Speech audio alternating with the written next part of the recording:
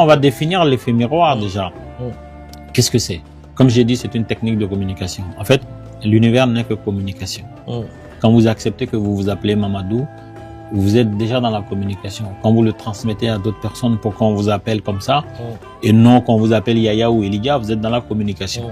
Quand vous recherchez l'information, vous êtes dans la communication. Quand vous prenez des nouvelles de la météo, vous voulez savoir le match il est à quelle heure, vous voulez savoir le train. En fait, on n'est que dans la transmission. On en donne, on reçoit, on en donne, on reçoit.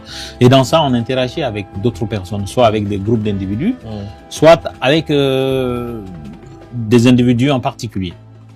Et donc, l'effet miroir, ça va consister à, par rapport à votre interlocuteur, d'imiter de manière subtile, de manière consciente, sa communication verbale et non verbale. C'est-à-dire que vous êtes en face de quelqu'un.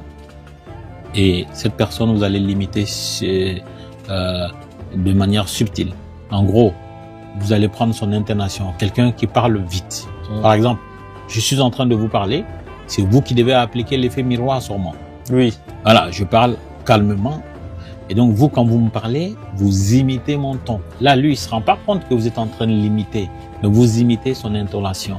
Vous imitez la cadence avec laquelle il parle. Vous imitez son langage non verbal, c'est-à-dire ses mouvements de main, mouvements de tête.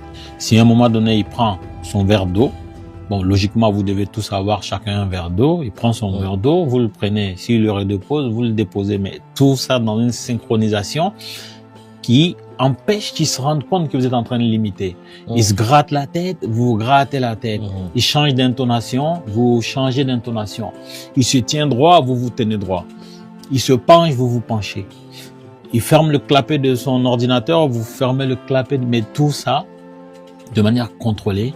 Et à un moment donné, comme je l'ai toujours dit depuis que je viens ici, le cerveau s'entraîne, il se programme.